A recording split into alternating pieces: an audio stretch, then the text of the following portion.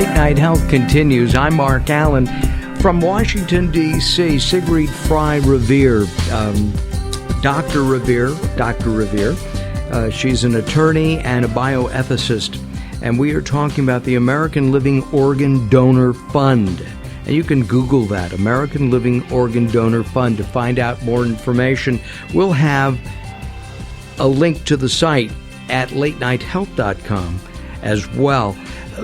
Let's talk about shortage of organs, and let's talk about a liver. You and I mentioned the other day that a liver you only need a part of. I can donate a part of my liver.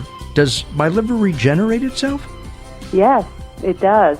But the problem is that when you take a part of a liver, there's a lot of bleeding, there's a lot of vessels that are disturbed. Kidneys, it's sort of a self-contained organ when you take one of two. So the surgery is much simpler than when you take part of a liver. And even though your liver can regenerate, they used to have problems, not so much anymore, but they used to have problems with bleeding in the donors. Mm-hmm. Because it's just a very different type of organ, right? And but they're getting better at it, and they're taking smaller pieces. Sometimes they still take half of a liver from the donor, but more often now it's like a quarter. And they have to take a duct, I would think, as well. Yeah, I don't know so much exactly about how the surgery works, but I do know it's more risky, much more risky, to be a liver donor than a kidney donor, even though you think it wouldn't be because your liver regenerates. Right. But that's also why these are very important decisions. This isn't just something like, I'm going to donate my old car. Right. This is donating an organ which, yes, your liver will regenerate, and yes, you're taking one of two kidneys and you only need one, but you're still talking about major surgery, and there's considerable risk with that, no matter what you're doing it for. Absolutely. And at the same time, we have a shortage. We have to solve that. Not everybody who passes away has the heart on their card. We talked about the fear of if somebody's in a car accident and a kidney is needed, that doctors may take you before your time. Yeah, I think that's really an invalid concern, but the reality is that our car safety has gotten so much better, and we bioethicists are probably at fault for the right to die and hospice movements, which are really a wonderful thing, I think, as far as patient choice is concerned. Absolutely. But when people don't die in the hospital hooked up to a machine, it's much harder to retrieve organs. Because the time necessary to keep that organ vital. That, and also we have a criteria for brain death.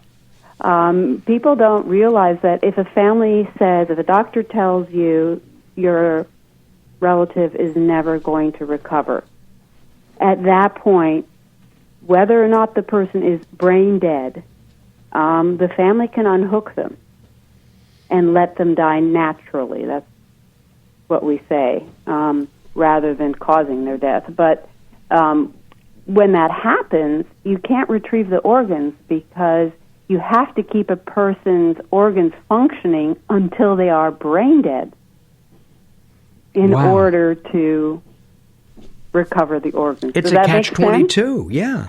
Yeah, see, so they have a stricter standard, actually, right, for retrieving organs than they do for a family deciding we've tried enough. The topic of hospice and the right to die, I think we have a right to die initiative here in California that passed this last year. I know Oregon has it. People were traveled to Colorado for a Rocky Mountain High because of the legalization of marijuana. People were having trips to Oregon. Right. Or as far as I know, Oregon, Washington State, Vermont, I don't think so. I don't think California, but it's possible that I'm wrong about that. I know you have almost every year you have it on the ballot, and since Oregon system has been very successful in a very interesting way, people when they get the medicine that they could use to kill themselves at the end of life, usually they go on hospice.